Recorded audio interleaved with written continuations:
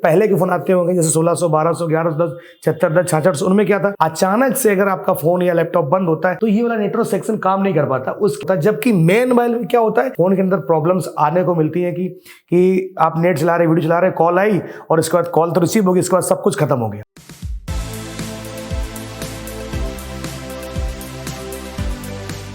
Hello friends, welcome to Future Net. मैं पंकज कुशवाहा। तो आज की इस वीडियो में हम बात करने वाले हैं नेटवर्क सेक्शन के बारे में। फ़ोन के अंदर चाहे वो आपका 4G हो या फिर 5G हो, फ़ोन के अंदर दो नेटवर्क सेक्शन होते हैं। एक होता है प्राइमरी नेटवर्क सेक्शन और एक होता है सेकेंडरी नेटवर्क सेक्शन।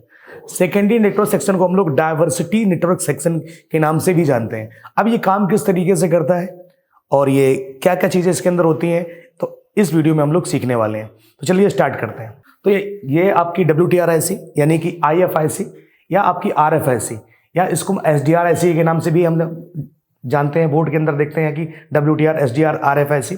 तो यहाँ पर देखिएगा एक एंटीना है और एंटीना से एक है आपका स्विच दिया गया है जिसको हम लोग V2 RF स्विच के नाम से जानते हैं। इसके बाद 2GPFO है और यहाँ पे लिखा है PRX। PRX का मतलब होता है प्राइमरी रिसीविंग सेक्शन। तो यहाँ पे MB है तो ये मीडियम बैंड के लिए सिग्नल रिसीव होगा। यहाँ पर LB है, यहाँ पे लो बैंड के लिए सिग्नल क्या होगा, रिसीव होगा। आगे नेक्स्ट 4GPFO है। 4GPFO से क्या होगा, हाई बैंड की फ्रिक्वेंसी क्या होगी, मेन IC पे क्या होगी, रिसीव होगी जाके। नेक्स्ट इसके बाद कंट्रोलिंग जो होगी वो कहाँ से होती है, CPU के अंदर से। यहाँ पे लिखा PRX प्राइमरी, BB IP तो बेस बैंड इंटरफेस। इसके बाद PRX बेस बैंड QP। तो ये लाइनें होती है प्राइमरी नेटवर्क सेक्शन की, जो कि कंट्रोलिंग के लिए होती हैं। कई बार क्या होता है, फोन के अंदर नो सर्विस की प्रॉब्लम आती है तो हम क्या करते हैं कि ये लाइनें तो हम लोग चेक कर लेते हैं, लेकिन हम लोग बेस बैंड की लाइनें, ये IP IQ लाइनें हम लोग चेक नहीं करते हैं। हालांकि कुछ लोग तो जो है यहाँ पे क्लॉक और डेटा की लाइनें चेक कर लेते हैं कि भैया I2C प्रोटोकॉल है, REFFE प्रोटोकॉल है, उसको चेक कर लिया। फिर भी आपको ये लाइनें चेक करनी रहेगी। नेक्स्ट दिखाइए, ये आपका एंटीना, सब एंटीना, इसको बोलते हैं सब एंटीना। और यहाँ पर जो लाइनें आपको देखने को मिलेंगी DRX करके, इसका मतलब होता है diversity receiving section, medium band, लो बैंड, हाई बैंड। नेक्स्ट और यहाँ पर भी DRX IP और DRX QP, ये डाइवर्सिटी नेटवर्क सेक्शन है। अब समझिए सिस्टम क्या होता है कि जब भी हम मान लीजिए वीडियो गेम खेल रहे हैं या फिर वीडियो चला रहे हैं या कोई अदर काम कर रहे हैं और अचानक से कॉल आती है, तो जो फोन के अंदर जो काम होता है वो प्राइमरी नेटवर्क सेक्शन से होता है।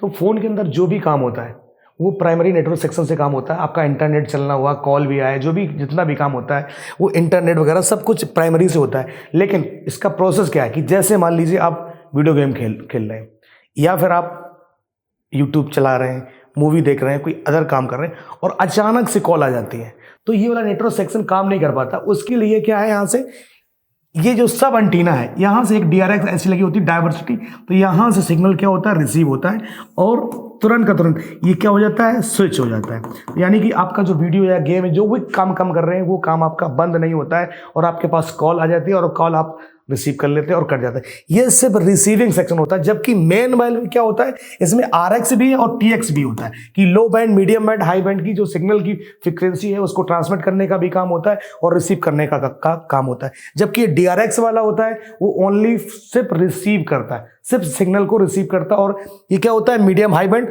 स्विच होते हैं, यानी कि आपका कोई भी काम, क्योंकि आज के डेट में जो फोन आ रहे हैं वो कैसे हैं, मल्टीटास्किंग फोन है, यानी कि कई काम एक ही टाइम पे कर सकते हैं। जैसे पहले के फोन आते होंगे जैसे 1600, 1200, 1110, 7610, 6600, उनमें क्या था कि अगर आप कॉल चला रहे तो आप इंटरनेट नहीं चला सकते, इंटरनेट चला रहे तो कॉल नहीं कर सकते। तो कहने का मतलब उन पे वन वे टास्क था और यहाँ पर क्या है, मल्टीटास्क, यानी एक समय पे आप बहुत सारा काम कर सकते हैं, कई सारे काम कर सकते हैं।